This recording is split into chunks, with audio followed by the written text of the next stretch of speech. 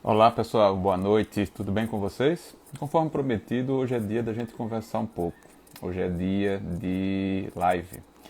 E essa live da gente hoje é especialíssima com o professor Marco Jorge Catalã.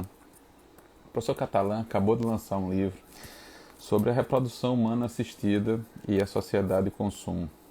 Esse é o tipo de tema que é bem legal para a gente conversar no momento em que o Instituto IMADEC está em graduação específica para família e sucessões, que não trata só de temas tradicionais, mas também trata dos desafios da tecnologia para essa área do direito. A gente já está aqui com o nosso convidado, professor Catalã. Meu amigo, seja muito bem-vindo. Que bom estar com você aqui nessa quinta pré-carnavalesca, um carnaval estranho, diferente. Muita gente em casa, se resguardando, aproveitando para colocar a vinda de dia. Nós aqui trabalhando, e eu dizia aos nossos colegas que estão aqui nos assistindo, que estão dando prazer aqui da companhia, que a ideia é apresentar um projeto de uma pós-graduação diferente, de uma pós-graduação que conta com professores do Brasil inteiro, cada um na sua região, cada um com sua especialidade, com sua especificidade, e não apenas tratando daqueles temas clássicos de alimentos, de divórcio, de guarda. Esses são temas importantes, é verdade. Mas a especialização no ramo das famílias está fazendo com que a gente cada vez mais busque nichos específicos. E o nicho, amigo, que você escolheu tratar no livro sobre reprodução humana assistida é especialíssimo por um motivo. A gente tem praticamente um vácuo legislativo. A gente tem muita dúvida de como lidar com esses assuntos e, em geral, a falta de legislação faz com que tanto os profissionais da medicina que estão aplicando essas técnicas fiquem preocupados com a possibilidade de uma responsabilização civil, quanto os usuários das técnicas, os pacientes, aqueles que buscam essas técnicas, ficam sem saber exatamente que norte seguir. Tá? Eu queria que você desse as boas-vindas para o pessoal e a gente já vai entrar no assunto. Você propôs como tema para a conversa a gente trabalhar dos limites da reprodução assistida. E vai ter muita gente que vai estranhar como é que você faz a conexão e o diálogo entre o direito do consumidor, a sociedade de consumo e o tema da reprodução. Seja muito bem-vindo, meu caro. Boa noite, a palavra é sua. Obrigado, Marcos. E, enfim, agora está tudo arranjado aqui, que com uma filha pequena nem sempre a ordem pode ser pré-estabelecida, não é mesmo? É muito bom poder conversar contigo, muito bom poder conversar com a nossa plateia. Primeiro, eu quero registrar não só a alegria de estar aqui vivendo esse momento, mas o fato de que, se surgir qualquer dúvida posterior, eu, como um acadêmico, alguém que escolheu a academia, que escolheu ser professor e cuja advocacia se limita a alguns pareceres, estou super à disposição para a gente seguir dialogando. Usem o próprio Instagram, o Facebook, ou posso deixar o meu e-mail depois para a gente dialogar. Bom, Perfeito. o fato é que, e já quero tocar nesse aspecto que você provocou muito bem, regulamentação. O fato é que a biologia mostrou para a gente, enquanto ser humano, que por muito tempo a reprodução não podia ser pensada senão como uma loteria. Isso. Tentava-se e às vezes não dava certo. Em outras tantas situações, uma única relação sexual, muitas vezes, ou algumas poucas vezes, não consentida, para pensar em situações ainda mais dramáticas, mas um Sim. namorico, uma festa de carnaval, os perdidos no carnaval e as crianças que costumam nascer no Brasil 9 meses depois. Mas o fato é que uma grande loteria. E só a partir da década de 70 do século passado é que a medicina começou a efetivamente encontrar respostas para ajudar as pessoas a terem filhos. Então, todo o discurso médico vem no sentido de auxiliar as pessoas. Me lembro, em 1978, eu já era nascido, Louise Joy Brown nasce na Inglaterra. E 6 anos depois, em 1984, uma menina chamada Ana Paula nasceu em Curitiba. Quanto não mudou desde então?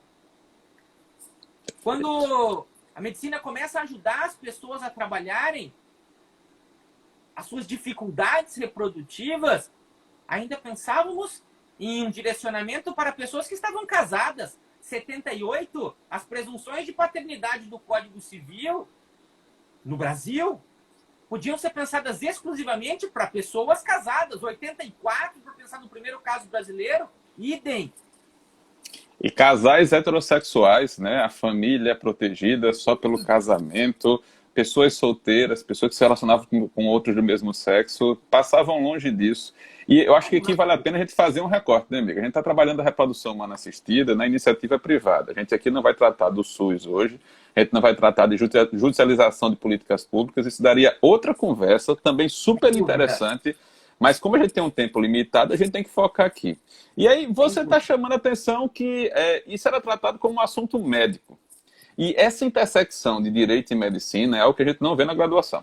Tá? Eu acho que já passou da hora da gente atualizar os currículos para preparar sobre isso. Aí, resultado, a pessoa se lança ao mercado, começa a atuar em família e sucessões, e aí, de repente, vai receber um casal que, ou pela idade, ou pela dificuldade de saúde de alguém, tem um problema e não consegue engravidar por causas naturais. Estou falando de um casal heterossexual. Mas agora a gente tem casais de pessoas do mesmo sexo que estão diante da mesma situação e do mesmo dilema. E aí, você quando fala de limites, a pergunta aqui é, vamos separar limite biológico, limite jurídico e não havendo limite da técnica, não havendo limite da manipulação do material. A gente pode construir limites jurídicos para isso? Pois é, Marcos. É possível dizer que eles existem, ok? Se validamente são recebidos, é uma discussão extremamente importante. Deixa eu mostrar aqui o livro que a gente está falando, esse aqui, Show. Reprodução Humana Assistida na Sociedade de Consumo. Não é? Ele não foi escrito só por mim, ele foi escrito junto com uma pesquisadora muito talentosa, hoje doutoranda, Carla Froner, e saiu ano passado pela editora Foco. Há todo um capítulo dedicado a explorar e questionar as resoluções do Conselho Federal de Medicina sobre o assunto. Por exemplo, a mulher que a medicina auxiliará a ser mãe tem idade limitada nessas resoluções. A mulher que está autorizada a gestar o projeto parental alheio nas situações de gestação por substituição tem idade limitada nas resoluções do Conselho Federal de Medicina. E fiquemos, Marcos, só com estes dois exemplos. Com um terceiro exemplo. As pessoas que vão procurar o auxílio médico, as técnicas de reprodução assistida no Brasil, precisam ter um problema de saúde. Ok? Um problema não que pode ser por conveniência. Também. Dois Perfeito. homens não têm útero, precisam de apoio para exercício da paternidade, da dupla paternidade. Então nós temos pacientes, entre aspas, para começar. Perfeito. É assim, tá? O tratamento do conselho não poderia ser diferente. Sanitárias, ainda que essa questão sanitária seja percebida no nível estrutural. Dois corpos masculinos, não tem o ombro, não tem o útero. O ponto é, as resoluções são feitas pelo órgão, pelo conselho de classe médico, dirigidas para os médicos. Até que ponto elas podem limitar o exercício de liberdades civis? Perfeito.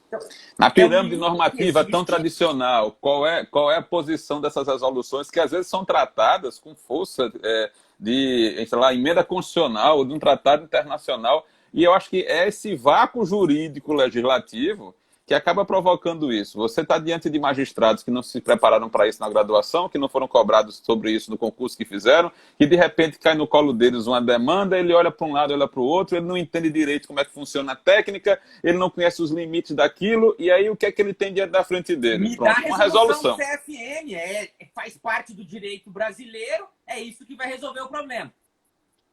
É evidente, eu consigo enxergar o médico respeitando as regras do seu conselho de classe. Ele pode ser administrativamente punido se não o fizer, mas nada obsta. A parte, a pessoa, o casal que quer o projeto parental e que não encontra nas resoluções permissão para fazê-lo, ela vai poder bater as portas do judiciário. E, infelizmente, a resposta padrão é essa que você antecipou, Marcos.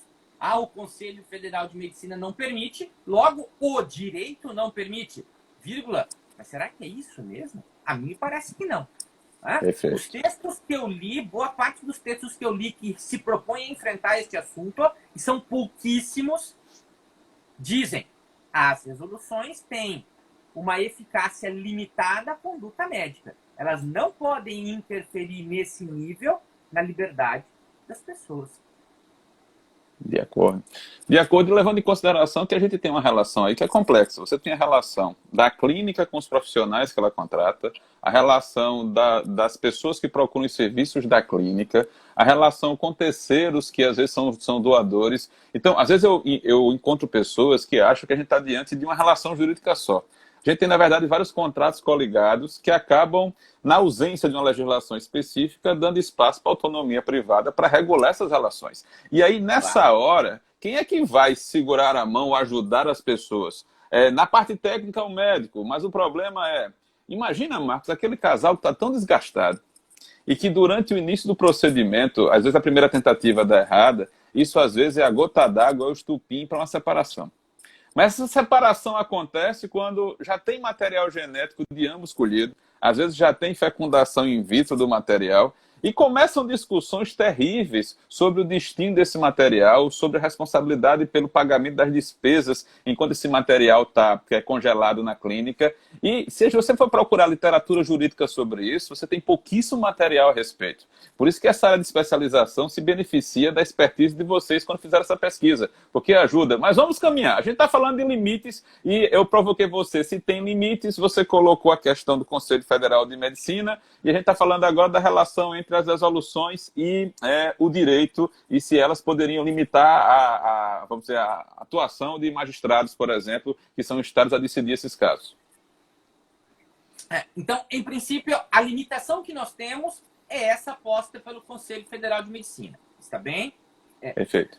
Quando eu parto do pressuposto de que essas regras são observadas e que, se eventualmente questionadas, a ordem, aquilo que se estabelece no judiciário respeitem-na. Bom, vou precisar parar para olhar isso a partir de outros prismas, como você provocou. No prisma consumerista e muitas vezes no próprio prisma civil. Deixa eu relatar uma situação que foi vivida aqui no Rio Grande do Sul recentemente, que um colega me contou. Num caso de gestação por substituição. Nós sabemos que nessas hipóteses, a popular barriga de aluguel, a pessoa que irá gestar o filho alheio precisa ser parente. Precisa ter um grau de parentesco com a mãe que deseja ter o filho. Está bem? Seja com um óvulo doado pela própria mãe, tá? Aquela que quer ter o filho, aquela que tem o projeto parental, seja com um óvulo capturado com material genético buscado em um banco de gametas. O casamento, por algum motivo, já não vinha bem. O pai da criança envolve-se com a cunhada ou a prima que estava gestando a criança, não me lembro exatamente o detalhe, e ambos fogem. E quando a criança nasce, ela é registrada pela gestante, que era simplesmente gestatrix, quem gestou um filho para outrem. A vontade prevalece em detrimento da gestação nestas situações, não é mesmo? Veja, como desconstituir essas questões se eu não for assessorado previamente? Se eu não tiver a documentação e guardar a documentação de que houve um projeto parental que recorreu à fertilização in vitro, que recorreu à técnica de gestação por substituição, o direito brasileiro ele já tem regramento que permite o registro dessas crianças em nome dos pais que têm o projeto parental. Mas e se esses documentos desaparecem? Me lembro de Silvio Rodrigues, quid non in autus non in mundus. Se eu não tenho documento, se eu não tenho a prova do que acontece, prevalece o quê? A criança no ventre materno. Ou da gestatrix, que aos olhos do mundo vai ser a mãe. Então, você está colocando para... Você está colocando para a gente o seguinte, a gente passou décadas falando que mãe é quem gera. E a gente tem uma discussão agora sobre a possibilidade da engenharia genética trazer para a gente alguém que não tem material genético, mas vai dar luz, alguém que não vai dar luz, mas é ascendente genética daquela pessoa. A gente teve recentemente no Supremo Tribunal Federal uma discussão sobre multiparentalidade. Ficou vencida a tese que distinguia a ascendência genética do reconhecimento da filiação. Mas acho que essa é uma discussão longe de terminar e que acaba se misturando aqui em relação a esse assunto. E, meu amigo, eu queria colocar para você aqui um ponto que eu acho importante. Nós estamos falando de casais ou de pessoas solteiras que procuram os serviços de uma clínica, tá certo? Porque decidem, por exemplo, que está na hora de ter um filho e que vai ter, aspas, uma produção independente, tá?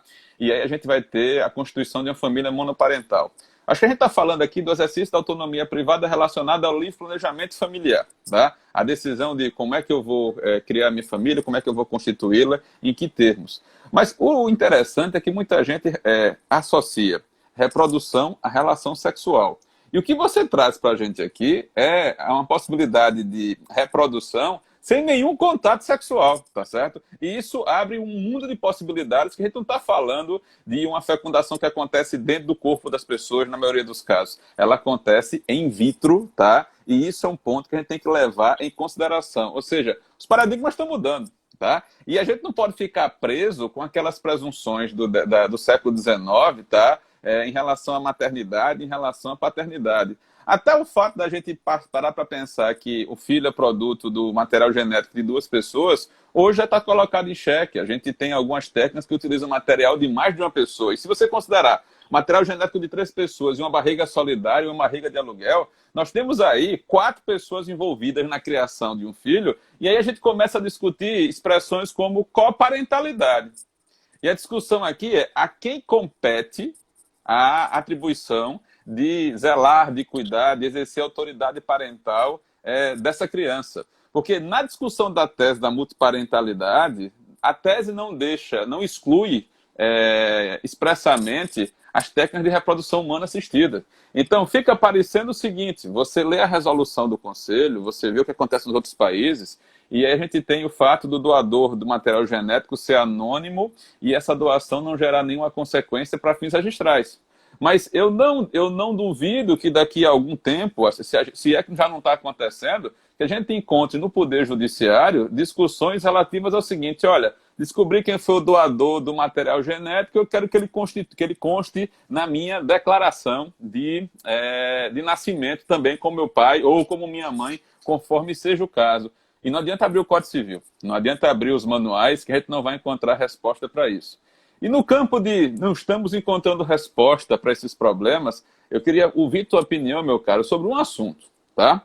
Vamos imaginar o seguinte, que um casal de pessoas do mesmo sexo procura a clínica, tá? E ao se deparar com a tabela de preços para o tratamento, tá? E as dificuldades de conseguir, dentro das resoluções do Conselho de Medicina, uma possibilidade de uma gestação de substituição, uma seção subrogada de útero, uma barriga solidária, uma barriga de aluguel, para a gente utilizar os vários termos que os autores tratam do assunto, se vê diante de duas possibilidades. Vamos para outro lugar, onde seja mais barato e seja mais fácil fazer o procedimento, tá certo? Esse é o primeiro ponto que eu quero tratar com você. E o segundo ponto, que tal fazer uma inseminação caseira, tá? Ou utilizar informalmente a ajuda dos amigos. Vamos começar, tá, com a tua opinião sobre o que acontece quando alguém, tentando fugir da insegurança normativa no Brasil, e uma pessoa que tem recursos, acha que é mais barato ou mais conveniente utilizar ou fazer o uso dessas técnicas em outros lugares. Como é que na hora de vir para o Brasil e regularizar a situação? Você chegou a pesquisar sobre isso? Chegaram a pensar sobre isso? Eu particularmente, com o Carlos, não fiz essa pesquisa. Mas minha doce Elisa, quando fez seu mestrado em Barcelona, estudou exatamente essa temática, está bem? Em princípio, não há muitos problemas, desde que você tenha toda essa documentação de acompanhamento médico no exterior. E você consegue, no Brasil, fazer o registro. O grande desafio não é fazer o registro em nome da parturiente mãe.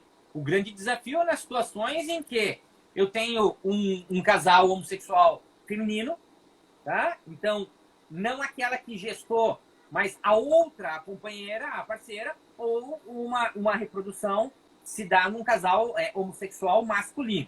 Então, aí eu vou ter um pouco mais de dificuldade, especialmente quando acontece no exterior. Mas, em princípio, se tem a documentação clara de que houve a busca da reprodução humana assistida, isso se resolve sem maiores transtornos, tá? O próprio... Não é o Conselho de Justiça Federal, no nível de corregedoria, que regulamenta o tempo todo, já determinou que tem que ser feito o registro, tá bom? Nós temos uma situação recente aqui no Rio Grande do Sul, que o oficial do registro civil disse, não, 2 homens, como é que eu vou fazer o registro? Mas eles já estavam totalmente instruídos e resolveram a questão. Está bem? Fecundação caseira. Ó, é uma situação que, Perfeito. teoricamente, pode se dar sem relação sexual. Às vezes, a relação sexual acontece, tá bem? Essa é uma outra história, tá? Há algumas anedotas que têm um fundo verdadeiro muito forte. Incluindo uma situação em que, para economizar, o casal pediu ao vizinho, que era um homem musculoso, cheio de energia, que colaborasse com o processo, e 6 meses depois descobriu este casal que o vizinho havia feito vasectomia anos antes. Olha a responsabilidade civil podendo entrar aqui numa situação como essa. Tema para uma outra conversa, para um outro bate-papo. Mas o fato é que quando a gente pensa na inseminação caseira, e aí vamos usar de fato a palavra inseminação, porque ela pressupõe Perfeito. a introdução do sêmen no corpo feminino, tá? Seja via relação sexual, os projetos independentes, mas especialmente seja com uso de seringa, e o que pode trazer situações patológicas à saúde no nível de infecções distintas, o fato é que ali normalmente não há anonimato. E se não há anonimato, quer me parecer que eu não posso recorrer às garantias do anonimato para efeito de exclusão de paternidade. Eu não consigo enxergar a introdução de um embrião. Eu acho que caseiro não é possível fazer isso, tá? Não consigo enxergar. Não sei exatamente como funciona o processo de criação de um embrião dentro da proveta no laboratório, mas me parece que as condições de tempo, temperatura, espaço não permitem nada nesse sentido. A mulher conseguiu um óvulo, mas ela insere o espermatozoide numa seringa, e aí não há anonimato. Mas vamos dramatizar ainda mais a situação em que existe doação de material genético, e que no Brasil pressupõe-se anonimato. Em boa parte dos países do mundo também, mas os bancos de doadores, hoje especialmente com o Big Data, permitem algum tipo de rastreabilidade. Houve uma novela que recentemente tocou esse assunto. Vamos dramatizar a situação. Os pais que acabaram de ter um filho, recorrendo a material genético alheio, morreram. Ambos morreram de Covid. Perdoem aqueles que, porventura, têm familiares que se foram por conta deste vírus terrível. Mas vamos dramatizar uma situação que poderia acontecer agora. Complicação no parto, a mãe falece, o pai muito fragilizado falece, não há outros parentes. Eu não duvido que pode-se criar a tese de responsabilização daquele que doou o seu material genético. Não me parece a melhor das respostas, mas eu não duvido que se pode construir uma tese nesse sentido. E se o profissional não está bem preparado para refutar esses argumentos, para argumentar, daqui a pouco o seu cliente que se limitou a acreditar estar fazendo bem, doando o seu espermatozoide ou o seu óvulo, com a condição do anonimato, teve problemas com isso. Deixa eu pegar esse ganchinho aí, Marcos. Uma maternidade que não planejou, que não pensou. Então, o que é que eu acho da situação, pegando o gancho que você falou? Antes eu queria cumprimentar quem está nos assistindo, vários colegas professores nos dando a honra aqui de participar. Nosso colega capixaba, Marco Dessano, está aqui mandando um abraço para a gente, professor Zé Barros, professor Pedro Nogueira, que já passaram por aqui, tá certo? Professor Pedro Marcos Barbosa. É muito bom ter notícia de vocês, amigos, espero que todos estejam bem. Eu quero ver se você concorda com o cenário que eu vou pintar. Quando a gente decide casar, a gente pode basicamente cumprir a habilitação e fazer o casamento, porque se a gente não quiser exercer nenhum elemento de autonomia em regime de bens, está tudo previamente regulamentado. Tá? As obrigações dos pais com os filhos que são produzidos ou que são hauridos de uma relação tradicional também estão mais ou menos descritas na jurisprudência.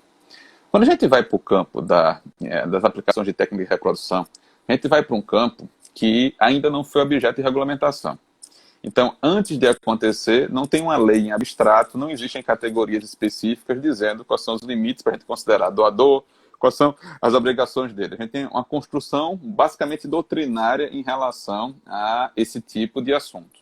E a gente tem que levar em consideração que quando a gente decide partir para uma técnica de reprodução humana, a gente vai gerar um ser, não só são os direitos e os interesses e as conveniências do genitor e da genitora que estão em jogo. A gente tem os interesses da criança que vai ser gerada e ela tem absoluta prioridade, tá? Então, o que é que acontece? Não adianta, nos casos de inseminação caseira, o amigo ou a amiga dizer assim, eu vou entregar meu material genético para a seringa e não vai ter problema nenhum, porque elas são gente boa e eu não vou ter nenhuma consequência no futuro.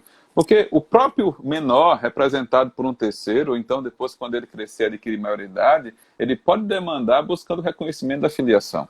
E a gente já tem no sistema brasileiro uma questão bem estabelecida de que tanto o vínculo biológico quanto o vínculo afetivo, tá, são capazes de gerar as obrigações parentais, obrigações de família e obrigações de sucessão. Tá? Então, eu acho que às vezes as pessoas não entendem que o exercício de autonomia é possível, que todo mundo gosta de liberdade, que muita gente que não gosta de seguir o padrão tem que levar em consideração que pode haver uma responsabilização. Então, você tem que estar preparado para as consequências daquele ato que você vai gerar. E, meu caro Marcos, ninguém pensa na possibilidade de, infelizmente, o procedimento não dar certo. Tá? De a gente não ter uma gestação que a criança gerada tenha sequelas. Tá? Eventualmente, alguma doença séria. E nessas horas, as pessoas que não estão bem conscientes das suas responsabilidades costumam tentar abandonar o barco. E é nessa hora de abandonar o barco que pode ser que quem procure a gente no escritório de advocacia para buscar orientação, para buscar um parecer que seja, não sejam os atores que diretamente estão envolvidos na técnica de reprodução que foi utilizada, mas sim o fruto dessa técnica de reprodução. E aí, nesse aspecto, já que a gente está falando das possibilidades, muitos casais legitimamente procuram a clínica quando eles passam por um diagnóstico genético e descobrem que existe uma efetiva possibilidade, tá, de a criança que vai ser gerada no futuro carregue uma doença bem séria, uma doença degenerativa, uma doença que pode comprometer a própria existência. Qual é a tua opinião sobre isso? A gente está a gente está andando no fio da navalha. Eu sei que esse é um tema delicado, um tema complicado por conta das implicações que ele tem, mas eu queria que você falasse um pouquinho sobre isso, meu amigo. Deixa eu conversar um pouquinho antes sobre os Claro. problemas que podem ser vivenciados, especialmente pela mulher, pelo casal, mas especialmente pela mulher que se sujeita, se submete à reprodução humana assistida. Isso está capturado, isso está colhido e está escrito na obra. Tá? Então, retirada de gametas para fazer a fertilização in vitro está relacionada a quadros mais ou menos graves de infecção. O monitoramento da implantação do embrião, esse processo prévio, exige não só exames extremamente invasivos e desgastantes, mas estimulação, hiperestimulação hormonal. Nem todas as mulheres reagem bem a isso. São elevadíssimas as taxas de insucesso e essa informação não é divulgada pelas clínicas no Brasil. Há muitos casos de gravidez ectópica. Aliás, tangenciando esse tema, veja a presença aqui, nosso querido Manuel Camelo, no outro livro, esse nosso, Direito e Tecnologia. Manuel tem um belíssimo artigo sobre este assunto, sobre a possibilidade de gestação extrauterina, mas, de qualquer sorte, há casos de gestação ectópica, fora do útero, muitas situações de aborto espontâneo. Gestação múltipla, porque este processo de hiperestimulação é seguido, a depender da idade da gestante, da implantação de mais de um embrião. Então, tirando as situações aberrantes e que no Brasil seriam questionáveis, da gestação de 8 crianças ao mesmo tempo, se não me falha a memória, uma situação nos Estados Unidos, ok? Uma gestação de gêmeos não é nada fácil. Uma gestação de gêmeos já não é fácil. Ah, mas eu queria um só. Ah, mas para ser viável eu preciso implantar 2, 3 ou 4, a depender da sua idade. E se aquela mulher é a situação excepcional, é o ponto fora da curva e todos os embriões, entre aspas, vingam? Como isso repercute, como isso reverbera na saúde? E se a gestação, e aí entrando na sua provocação, e se parto é prematuro? Perfeito. Nós podemos demandar o médico que fez o que podia para estimular a gestação, o projeto parental. não se atentou para a possibilidade de que ali poderia haver um ponto fora da curva e resolva você o seu problema. Como eu dizia, bebês vêm, de um modo geral, muitas vezes, de forma prematura. Bebês prematuros tendem a ter mais problemas de saúde do que os não são prematuros. Esses bebês produzidos em reprodução humana assistida, a pesquisa detectou, quando é prematuro, tem duas chances maiores, duas vezes mais chances de possuírem má formação, baixo peso. Me parece, então, a partir dessas situações, bem como naqueles em que foi feito o diagnóstico pré-implantatório e que não resolveu, não corrigiu o potencial problema genético que poderia se materializar, que levou os pais a procurarem a técnica, eu posso tranquilamente, no meu sentido, trabalhar aqui com as situações teóricas que são pensadas no Wrongful Life. Não para dizer que eu tinha o direito de não nascer, mas para trabalhar no Brasil a possibilidade de reparação de dano. Tá? Então, não é nem o nascituro, é o concepturo como titular de direitos potenciais, na dimensão de prevenção. Tá? Então, essa é uma construção que é possível fazer, no meu sentido, a partir de um direito de danos que a gente está junto construindo no Brasil. A responsabilidade civil, acho que não dá conta disso. Não é? O quê? Pensar na reparação de dano que um ser sequer existia quando o médico atuou, quando o processo começou, mas me parece que isso é factível. E, evidentemente, Marcos, há um outro nível de problemas que diz respeito às tentantes. As mulheres que procuram, especialmente as mulheres, homens também, mas com menor frequência. Tá? Essas pessoas também podem, na frustração, nas tentativas sucessivas e mal sucedidas, e o procedimento é extremamente caro. Tá? Nós estamos falando em média de 30 a 50 mil reais no Brasil. Nos Estados Unidos, na faixa de 100 mil dólares.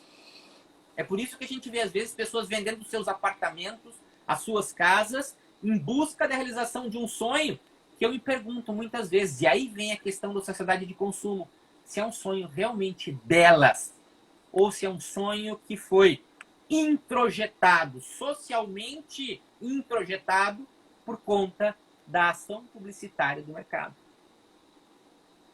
De acordo. Essa reflexão, acho que é mais do que necessária, amigo. E nessa linha que você está falando, dos problemas, a gente ainda tem uma situação delicadíssima. Quando a gente tem o casal, e o casal está junto, e o projeto parental é deles, e eles contam com um material de terceiro, acontece uma fertilização heteróloga, e durante a gestação a gente tem um problema, a decisão fica circunscrita àquele núcleo familiar.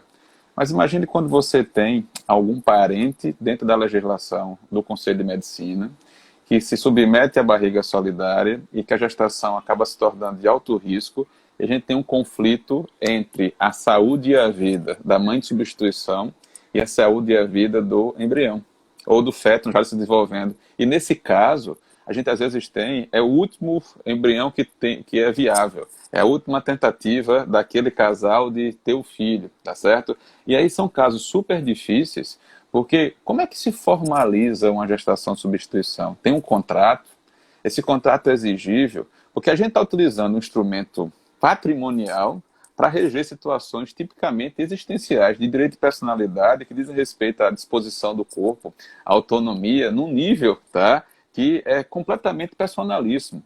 A gente não tem nem técnicas processuais adequadas para lidar com esse tipo de circunstância. E aí, muitas vezes, as pessoas se preparam, sabe, meu amigo? Elas pesquisam, elas procuram vários médicos, elas olham várias clínicas, elas procuram chats de pessoas que já passaram por isso, elas tentam fazer o dever de casa no que se refere à parte médica. Mas pouca gente faz o dever de casa no que diz respeito à parte jurídica, até que os problemas aconteçam. Tá? E quando os problemas acontecem, uma das colegas que está vendo a gente aqui menciona o seguinte: a gente nem começou a falar ainda do que vai fazer com os embriões excedentários. Justamente porque o procedimento é caro, como você mencionou, não é raro que na hiperestimulação se produzam 6, 7 óvulos e que esse material seja todo fecundado de uma vez só, com aquele material que foi doado. Tá? E aí o que é que acontece? A técnica consiste em implantar 2 de cada vez ou 3 de cada vez. Vamos dizer que o casal deu muita sorte e que na loteria genética deu tudo certo e na primeira tentativa vieram logo trigêmeos. Bom, o sonho deles era ter um filho, meu caro. Eles se endividaram para ter um filho. Eles não sabem que está esperando as contas no final do mês com 3 filhos. Tá? Mas acontece que ainda tem mais 5, mais 6, mais 7 embriões congelados. Então, o interessante desse tema é que ele acaba virando uma encruzilhada. Você pode olhar ele pela ótica da perspectiva do direito do consumidor, você pode olhar pela perspectiva da bioética, você pode olhar pela perspectiva do direito à informação e esclarecer exatamente o que é que vai acontecer. E o que me impressiona é que nos contratos que chegam na minha mão, basicamente acontece o seguinte: eles indicam um responsável financeiro no contrato. E, basicamente, decisões envolvendo embriões excedentários é de quem paga a conta, tá? Era a mesma coisa que dissesse assim: olha, estou pagando pensão para o meu filho, e já que eu estou pagando, quem decide qual é o futuro dele, o destino dele, sou eu. E a outra parte não vai ter direito ao exercício da autoridade parental. É isso que me impressiona. Tá? E as pessoas acham porque está no contrato, porque aquilo foi redigido, muitas vezes sem cuidado, muitas vezes sem explicação, sem um destaque necessário, tá? Num exercício de poder completamente assimétrico na mesa contratual, que aquilo ali vai ser exigível das pessoas.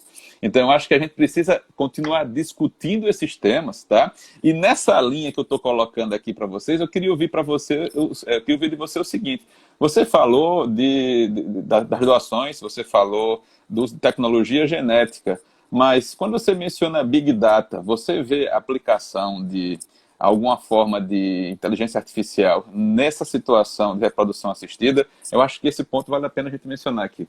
Deixa eu fazer só um comentário antes que me veio à Claro. mente. As pessoas têm usado, sim, contratos, ok? Vamos beber lá do nosso amigo Paulo Nalim, a dimensão existencial que pode ser abarcada por contratos para tudo isso. E concordo com você, tudo que eu vi até hoje, enquanto regra, toca em aspectos patrimoniais. Mas vamos imaginar mais uma vez uma situação em que se contrata uma gestante para realizar o projeto parental alheio.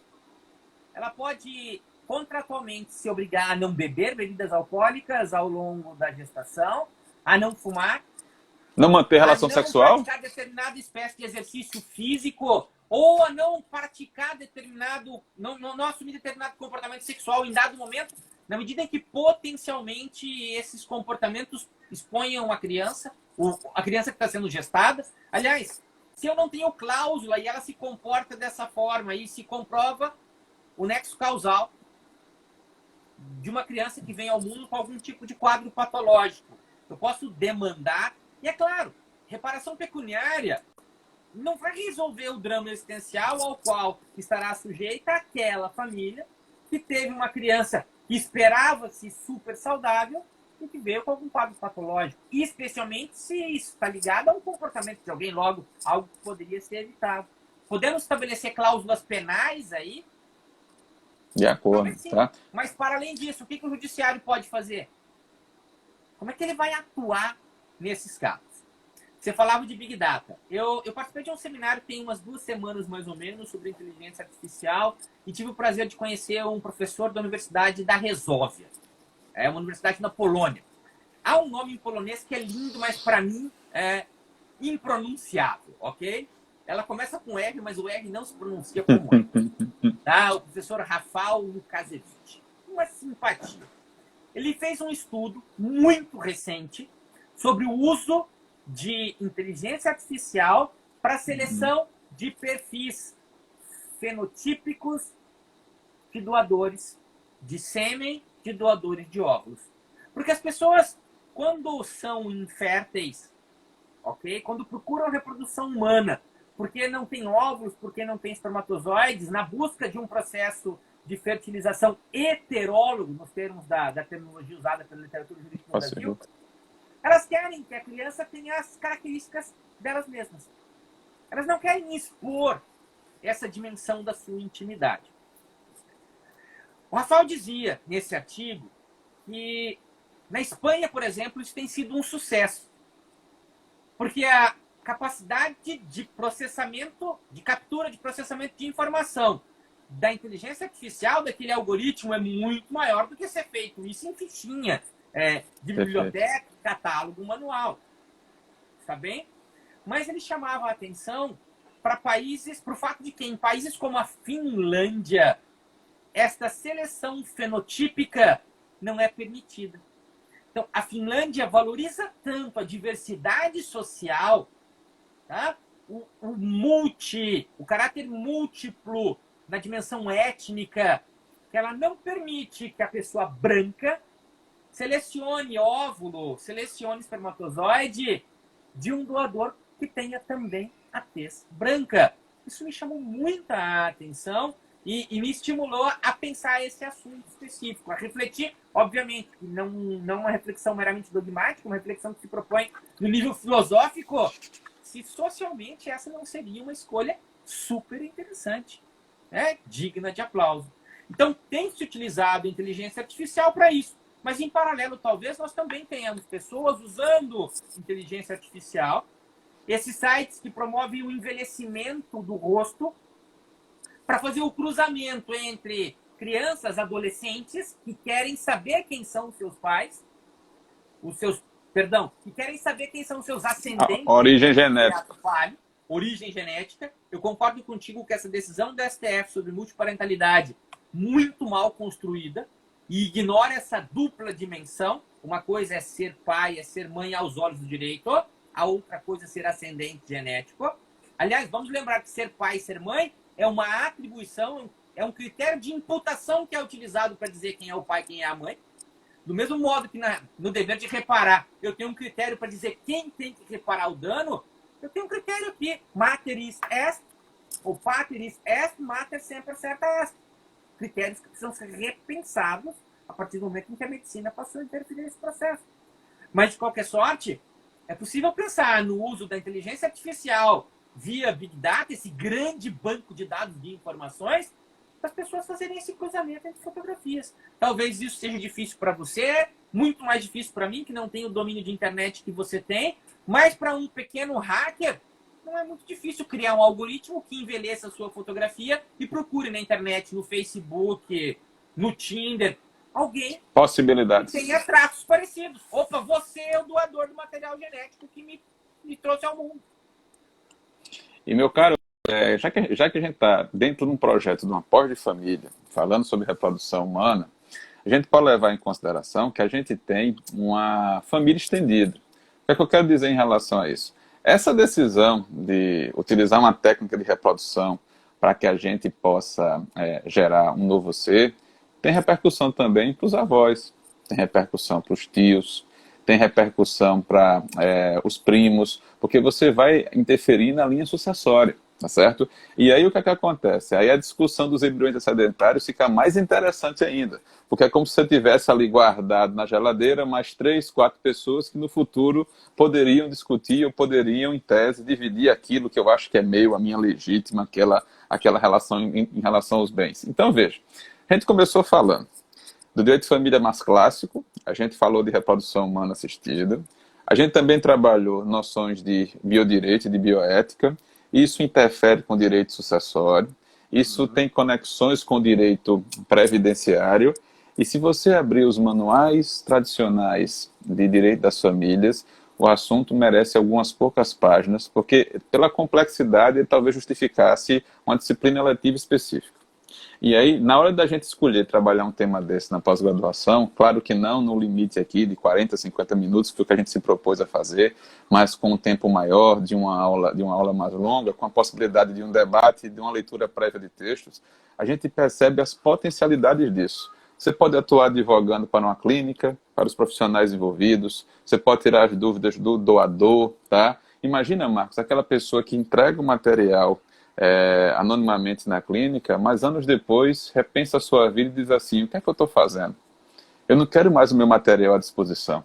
Será que ele pode se arrepender da doação feita e pedir à clínica que não utilize mais o material genético dele? O que é que tu acha, meu amigo? Esse material foi usado, uma criança veio ao mundo, naquele momento em que a doação foi feita, ele não queria ter filhos, ele muda de ideia, mas passa por um problema de saúde. É muito comum as pessoas congelarem embriões, não espermatozoide ou óvulo, porque a possibilidade de uso desse material congelado depois de ser descongelado ela é muito pequena. Então, por que se congela embrião e não espermatozoide e óvulo? Gerando toda a discussão a respeito da titularidade de direitos dos embriões. Ok? Porque uma coisa é eu congelei o espermatozoide é meu. Talvez ele não possa ser descartado como é descartado qualquer coisa aqui na minha casa. Há quem venha com esse tipo de argumentação. Eu fico pensando nos punheteiros, que fazem isso todos os dias, com o perdão da expressão. Mas por que se congela óvulo? Porque a possibilidade de uso é muito maior do que o congelamento só do embrião do espermatozoide. Mas são muitas as situações, Marcos, de homens que têm um tratamento de câncer para ser feito. E preservam seu material. Testículo, e, bom, se eu quiser ser pai, depois a gente congela. Ou a mulher que vai passar por um tratamento médico muito invasivo. Bom, mas vamos pensar então. Este homem que quando faz a doação, muito jovem, não quer ser pai. E muda de ideia ao longo da vida. E já não tem mais seu material genético para ser utilizado. Num país que aceita a multiparentalidade, ele pode se aproximar da criança? Mas o anonimato marca essas questões. Marca mesmo? Eu sei quais são as poucas clínicas que fazem isso aqui em Porto Alegre. Eu consigo ter acesso a esse banco de dados? Não posso ter. Eu tenho uma lei que protege dados. Mas essa proteção... Mas se eu crio uma comunidade... Todas as situações em concreto, olhem as se eu crio uma... de dados. Se eu crio uma comunidade para pedir que todo mundo que foi fruto de inseminação artificial, que voluntariamente indique quem foi o doador do material, que é identificado por um número, eu consigo violar o anonimato facilmente, tá? Então, eu acho que é nessa hora que as pessoas entendem por que o direito é chamado para tratar desses assuntos, tá? Porque em algum momento a gente vai ter uma relação que vai sofrer um conflito. E é nessa hora do conflito que a gente vai chegar para primeiro proteger os vulneráveis dessa história, primeiro proteger os incapazes que não pediram para estar envolvidos em tudo isso que aconteceu, mas precisam ter seus interesses preservados. Eu não conheço nenhuma história no Brasil ainda sobre esse assunto, mas uma amiga muito querida aqui no Rio Grande do Sul, talentosíssima, jovem professora, a Flaviana Rampazzo, tem um texto que toca a questão do melhor interesse do nascituro. Embriões crioconservados. Dos doadores do material genético quer que esse embrião viva, seja implantado e viva, o outro não quer. Há uma situação recente nos Estados Unidos a respeito do assunto, e veja como a arte na advocacia influencia essas questões. No banco, na clínica de reprodução, esse embrião está conservado com um número, ou uma letra e um número, tá? R2D2, tá bem? Perfeito. Na petição inicial, o advogado atribuiu nomes aos dois embriões, humanizando-os, para tentar convencer o juiz de que o pai representando-os já havia sonhado todas as possibilidades possíveis. Olha, meu filho e minha filha vão nascer, o nome é esse, o nome é aquele, e no caso específico, a mulher, a ex-namorada, não queria, que é uma personagem, uma atriz famosa nos Estados Unidos. Que contam essa história. Isso não chegou no Brasil ainda. Mas daqui a pouco está se reproduzindo por aqui. Você veja como são as coisas. Você falando e aqui passando pela timeline a Priscila, tá, o Júlio e o nosso amigo Rodrigo Mazei. Será que o Rodrigo Mazei, no início da vida adulta, foi doador de material genético? Será que os filhos que estão por aí se beneficiariam, quebrando esse anonimato aí, com a grande fortuna do Mazei para dividir a herança com os filhos que ele decidiu ter durante o relacionamento dele? Tá? Mazei, meu caro, um abraço para você. Espero que os vinhos de carnaval já estejam separados. Mas nessa brincadeira aqui, colocando para vocês, é que uma decisão dessa tomada no início da vida da gente tem repercussões para o restante do tempo. A gente ainda podia discutir aqui se o fruto daquela técnica de inseminação, aqueles embriões congelados, meu caro, são restritos, tá, para utilização por aqueles que tomaram a iniciativa do projeto parental, ou quais são os limites dessas doações. Tá? Será que eu vou fazer uma doação com encargo? Vou te doar 3 embriões criopreservados e você deve implantar os 3 ao mesmo tempo? Ou vou te transferir, mas você não pode transferir para terceiros depois dessa primeira transferência? A gente tem um mundo de possibilidades diante disso. A ideia não é esgotar o assunto, a ideia era para o pessoal que nos assistiu agora ao vivo e para o pessoal que vai assistir essa gravação, que a gente vai deixar disponível tanto aqui no IGTV quanto no YouTube, tá na minha página, na página do IMADEC, na página do professor Marcos Catalã, para vocês poderem acompanhar depois, vocês possam pensar nas possibilidades que esse tema tem, no potencial profissional enquanto advogado, no potencial acadêmico, tá? E para aqueles que estão vindo a gente, que estão nas funções de defensor, de representante do Ministério Público ou de julgador, a dificuldade que está se avizinhando aí, enquanto a gente continua negligenciando o debate desses temas num fórum que seria o fórum mais legitimado para isso, que seria o Congresso Nacional, para que a gente pudesse olhar para a experiência externa, ver o que é que se faz em relação a esse assunto e tentar aproveitar de alguma forma isso, guardada a nossa realidade. Meu caro, eu queria que nesses 5 minutinhos finais que a gente tem aqui, você deixasse aqui o seu recado, mostrasse novamente a capa do livro para quem se interessou, tá certo? Meus parabéns a você e a Carla pelo livro, tá? Que venham outros, que a gente continue discutindo esse assunto e que em breve você possa aprofundar a discussão nas aulas da pós-graduação lá no IMADEC, tá bom? A palavra é sua, meu caro. Agradecer o convite que você me fez, agradecer os amigos queridos que passaram por aqui, pela oportunidade de diálogo, não é? O livro, mais uma vez, esse aqui, A Reprodução Humana Assistida na Sociedade de Consumo, editora Foco, lá de Indaiatuba, nossos queridos Léo e Roberta Densa, escrito por mim, Marcos Catalã e pela Carla Froner. Reflexão final. Eu vou ousar discordar de você num dos raros momentos na minha vida. Eu não sei se esse é o momento da gente levar esse debate para o nosso Congresso. Porque hoje nós vivemos um problema sério de retrocesso, especialmente quando falamos sobre questões que dizem respeito à família. Nós vimos na França, muito recentemente, na França, de Macron, ok?